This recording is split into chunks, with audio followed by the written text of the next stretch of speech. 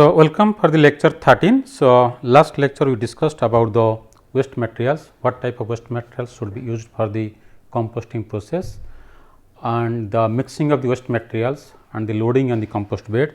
So, this lecture we discussing about the structure of the compost bed, how we can the length, width, thickness and the materials used for composting and the type of different either the plastic sheets or the cement structures. So, looking at the structure of the compost beds. So, these are the schematic diagrams showing the how the compost bed can be prepared.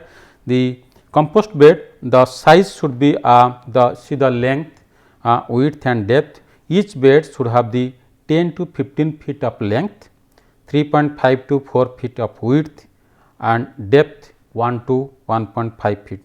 So, these are the individual beds. You can see here the left hand side showing. So, each bed has 10 feet length and 3.5 to 4 feet of width and the depth is around 1 to 1.5 feet and further a slope is made around 2 to 4% slope.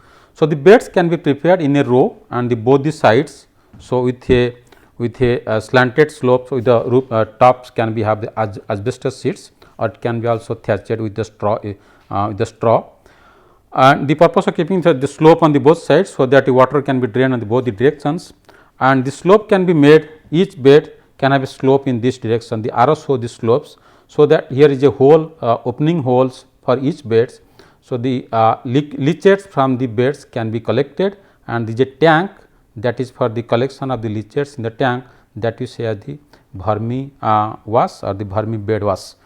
This is also used for the for spraying the crop canopy. It acts as a insecticides or the pesticides and also it adds some of the nutrient to the crops. So, these structures can be prepared, the floor can be cemented or you can have a plastic sheets also using plastic sheets or you can have the plaster the slope with the moss and over that we can use the plastic coverings.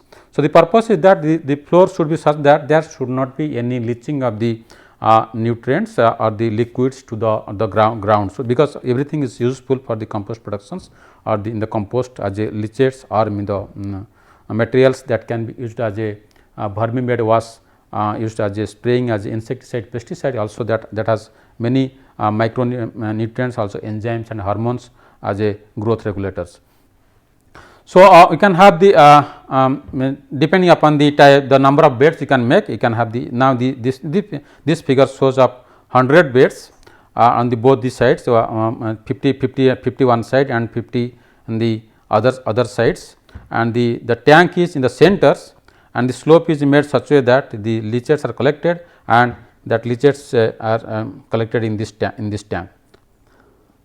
And this is so this type of structure, there are many structure, the length it can vary from as you discussed here. So, there are different type of structures is available. This is the bamboo, made of bamboo. So, the structure can be made bamboo from the both sides and the hole is given at the slope end. So, that the leachates can be collected and the whole entire structure is raised with the bamboo or we can have this one is a cement bed. Cement beds where with the bricks and the cements and there will be no leaking to the bottom and the top portion is with the either asbestos sheet or we can have a thatched roof. And this one is made with the plastic beds, similar size plastic beds are available. So, that can be kept on the raised platform and the composting can be the compost materials can be loaded there. This only thing this is cheap, initially cheap, but thing is that in it may last for the 5 to 6 years and moreover this is the growth of the earthworms that usually better in case of the either the bamboo or the cement structure as compared to the plastic beds. But this is a economically initial first starting with it is a less expensive as compared to the cement, but later on somebody goes for the commercial scale, it has to be converted to a permanent structure like a cement bed. Then the different type of structures are also available. So, there is a multi-tier structure. So, where we can have the beds as a stack and one over other. So, these are the bamboo, but they have made the two beds in one place, in the bottom one, the top one. Similarly, this is also bottom and this is the top and top one, and the covering can be made as a plastic sheets, or you can have a straw, this type of a straw thatching, or you can have a asbestos sheets.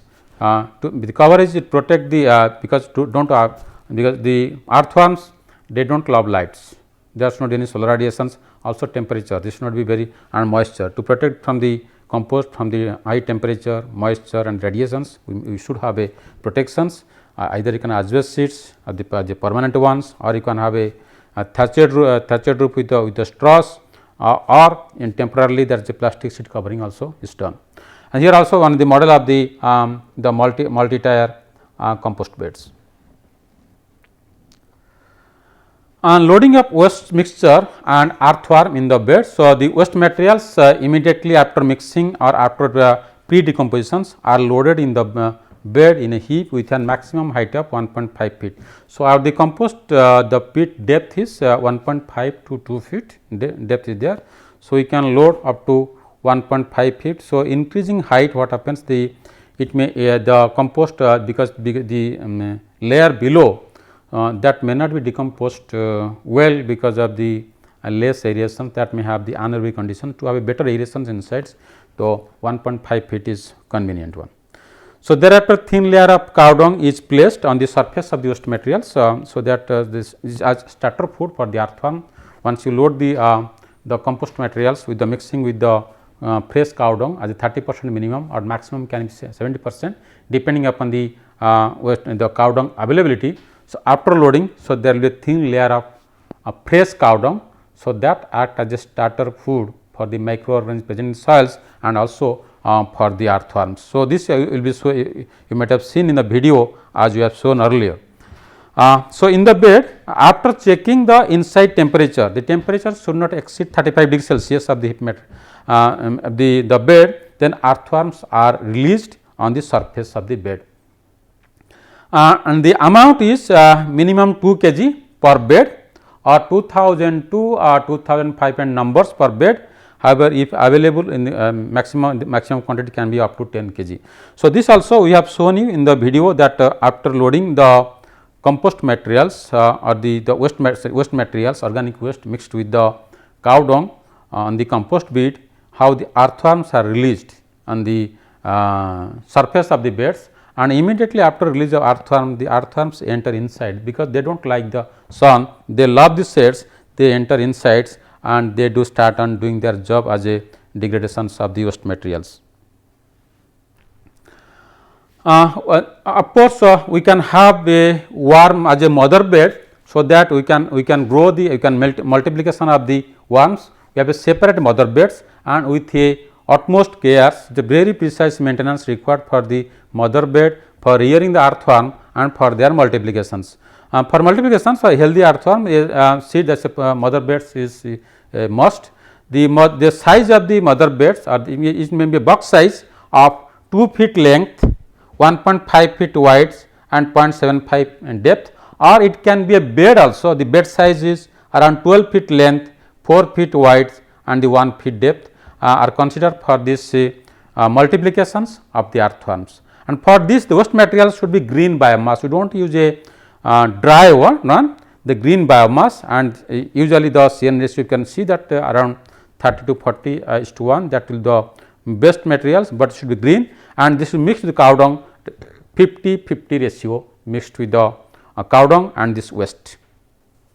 Then earthworm around 500 is a box size or 4 kg is a bed size are released to the bed or the box, depending the box size and the bed size. For bed size of 12 feet length, 4 feet wide and 1 feet depth, around 4 kg earthworms are released, and the box around 500 number of earthworms they are released. Then a cover placed on the box or the bed with either gunny bag or insulating sheets, so that it can maintain the moisture and temperature inside the mother beds. So, that is very important to see the moisture and temperature. In case of the winter season, you want to maintain the temperature, either straw bedding is given as an insulating material, so that temperature can be maintained inside, and in case of the summer season also we make the gunny bags or the straw, then we go on regular watering, so that the moisture and temperature can be maintained inside the mother bed. Then the cover provides a dark conditions for encouraging the worms to come to the surface for mating, besides maintaining ideal and the moisture levels, ideal conditions and moisture levels in the box. The production cycle in the box or the bed will vary from 50 to 60 days depending on the species, season, environmental conditions and the feed materials. So, we provide the feed materials, the green materials and the proper environmental conditions, that is the moisture, temperature inside the mother beds, and we can make the earthworm multiplications maybe 2 or 3 times you multiply within the span of the 2 months. Well, so then in the bed also, when you go on adding these waste materials for increasing the rate of decompositions, for fastening the process of decompositions, or to have a quicker vermicompost in the certain the vermicomposting time periods, we can inoculate with as a microbial inoculants, that is a vermicompost accelerators. So, this microorganism multiplied in the laboratory and they mixed with the organic waste thoroughly before putting them in the vermi bed. Some important fungus, these are the P. Fusisporus species or the P. Crasporium species, Trichoderma viridi and the Bacillus polymaxa. So, these are the microorganisms, they are inoculated in the compost bed so that the you can have a better decompositions, quicker decompositions, and the composting periods can be reduced. And also this microorganism, the Trichoderma viridi also act as a, we also use sprayed in the crop field. So, that is a predator, they can as a bioagent, they can control many pathogenic pests and diseases, and also besides they enrich the value of compost. And after that we need the maintenance of moisture in the compost bed. Usually for maintaining moisture use the sprinkler systems in the compost bed. So, the moisture is around 60 to 80%, because the vermicompost, the earthworms body is contains around more than 90% moistures. So, to have the comfortable growth of the earthworm, the moisture content should be around 60 to 80% and temperature in the range of 20 to 35 degrees Celsius for the better growth.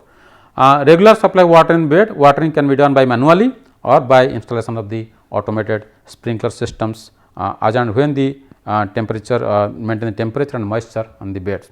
However, the tolerance limit of temperature differs with the type of earthworm species. For stability of the optimum temperature and moisture in the bed, both under extreme arid and temperate climate, the bed can be covered with an insulating materials as we discussed in the mother bed, like gunny bag, coconut coir mat with the moistening at regular intervals. So, this can be sprayed on the compost bed. So, you can put moisture, so they can keep moisture for longer periods. So, that can facilitate, that can provide a better environments for the growth and multiplication of the earthworm, active earthworm, and also other microbial organisms like your mesophilic bacteria. They are used for the decomposition of the cellulose or hemicellulose materials present in the organic materials. So, after that we also we have shown a video how the watering is done in the vermicomposting in the beds, and it can be also automations when the temperature or the moisture goes certain levels. So, there is a auto regulation. So, the sprinkler system can operate automatically. So, after the specific periods when the compost comes ready to mature in the span of around 50 to 60 days, then we can judge the maturity of the compost. For judging maturity, so there are we have to study the physical characteristic of the vermicompost, and we have to study the chemical characteristic and the biological properties of the vermicompost. So, vermicompost sample can be brought to laboratory. So, there you can have the color or the particle size you can see, and also you can see the pH, CN ratio of the materials, and the nutrient contents as macro and micronutrients, and the humus content present in the vermicompost, and the biological characteristic like the enzyme activity and the microbial community also that can be analyzed in the laboratory. Accordingly, the quality can be judged as we discussed, the quality of the compost and the quality of the vermicompost can be seen after the lab analysis. So, let us discuss about the vermicompost production technology. So, here we will be explaining about the waste materials, size of the waste materials, and mixing of the waste materials with the cow dung slurry, loading of the waste materials in the vermicompost bed, followed by release of earthworms. So, regarding the waste materials, you can see here we have different type of waste materials. So, this is the fresh grasses or the weeds, and we have also this is a straws, dried straw materials, the cereal straw, rice straw, and these are the weeds. So, the straw materials can be cut into small pieces around 3 to 5 centimeters, and this is also same we have cut in smaller pieces by decreasing the size. So, it helps in the better decompositions, and it can also minimize the period of the vermicomposting. You can have the vermicompost in the quicker shorter times. So, it facilitates the better the consumptions by the earthworm by increasing the surface area of the waste materials by making the size reductions. So, now you can see we have a 50 vermicompost beds. So, this side you have the 25 beds, and the other sides we have 25 beds, and the channel in between. The channel is located to collect the vermiwash from the beds from the opposite directions. The bed is of the this side you can see 10 feet length, this is around 4 feet width, and the depth is around 1.5 feet, and also we have given a slit here at the bottom of the beds, so that it helps for collection of the liquid wash, the vermiwash, and the vermiwash can be collected. And as we discussed, the vermiwash also useful for the application spray on the crops as a insecticides, I can say bioinsecticide, biopesticides, and also it also supplies many nutrients, macro and micronutrients for the growth of the crop. So, now we will be explaining or we will be showing the demonstrations how the waste materials can be mixed with the cow dung slurry, and that can be loaded in the vermicompost bed. So, now I will show you how the waste materials can be mixed with the cow dung slurries and the loading of the waste materials in the vermicompost bed. And if you want to have a enriched vermicompost, we need to add the natural minerals like rock phosphate, dolomites, or the basic sludge that can be added during the composting process. So, during the mixing of the waste materials with the cow dung slurry, so those waste materials can be added.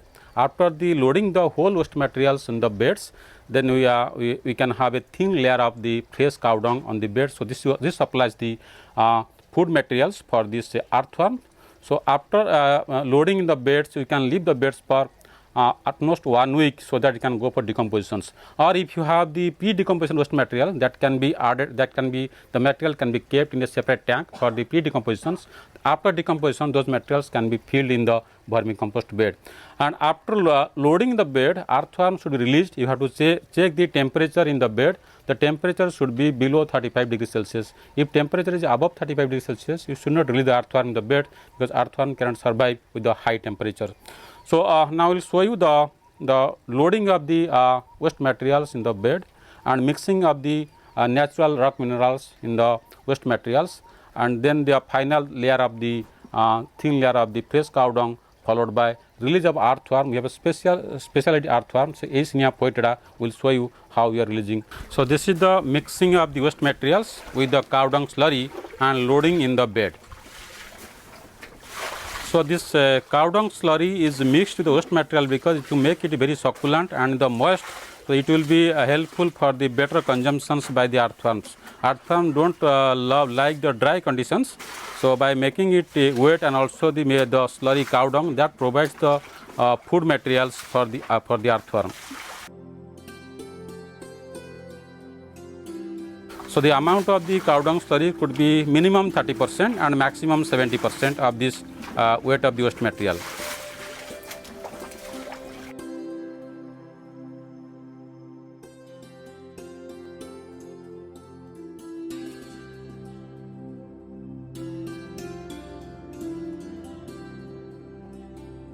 So, now you are observing that how they are mixing this, because there should be well mixed, the slurries should be well mixed with the waste material.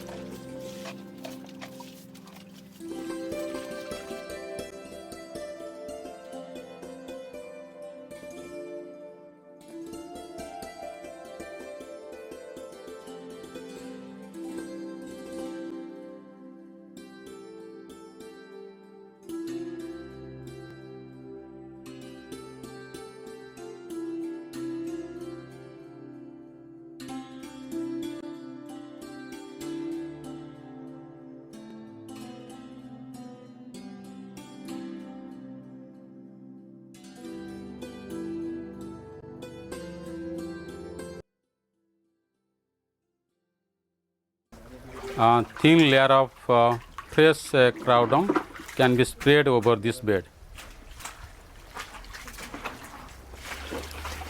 So, this is the fresh cow dung that is spread over the bed, because this cow dung will supply the food materials for the earthworm.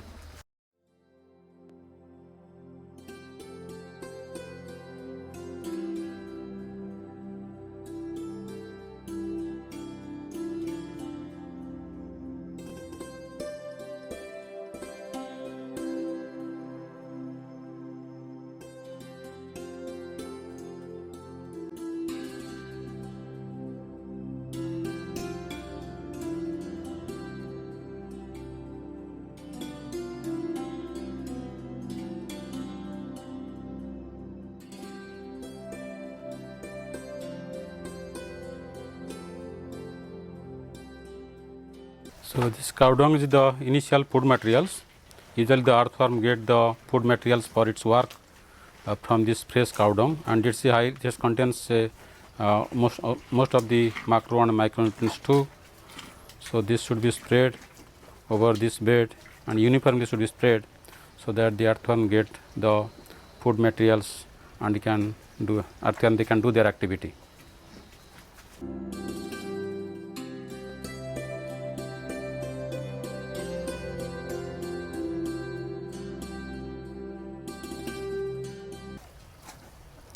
After spreading the cow dung, we can leave the bed for 1 week, so that the waste material can decompose. If we have the pre-decomposed waste materials, then we can release the earthworm. For releasing earthworm, the temperature should be 35 degrees Celsius or lower. So, depending upon the temperature of this inside the materials, so we can decide whether to release earthworm or not. If the temperature is less than 35 degrees Celsius, so we can go on releasing the earthworm. So, now we will be showing you how to release the earthworm, because earthworm, they do not like the light conditions. The moment you release earthworm on the beds, the earthworms go inside and they can do their job. They can decompose the waste materials as you are loaded in the beds. So, now I will show you the loading of the release of the earthworms into the vermicompost bed. Yeah, see the earthworm Escherichia foetida, and this will be releasing into the bed. So, the moment you release the earthworm, usually they go inside the bed. They love the dark, they do not love the light conditions. So, now I will show you how they are releasing the earthworm in the beds. Now, you can see that how the earthworm are moving into the bed. Within a few minutes, you will not see any earthworm on the bed, they can go inside.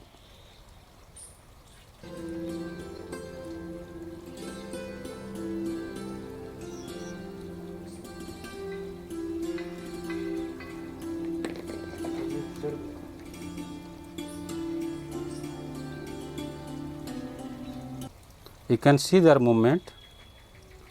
So, they are trying to enter into the bed and they can go out of the light.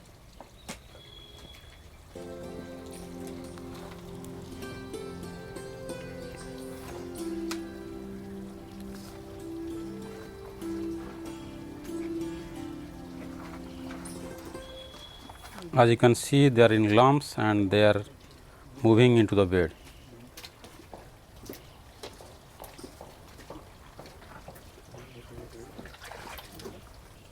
So, they needs a proper atmosphere, proper temperature, proper moisture for their proper growth and development, and for their activity for decompositions of these waste materials. So, usually the bed, there should be at least 60% moisture should be maintained, temperatures less than 35 degrees Celsius, and for then they can live better, they can multiply in the bed and they can decompose the waste material faster. As you can see, so they are entering into the bed. Slowly they will go inside the bed. A proper moisture in the vermicompost bed, as we discussed, there should be around 60% moisture.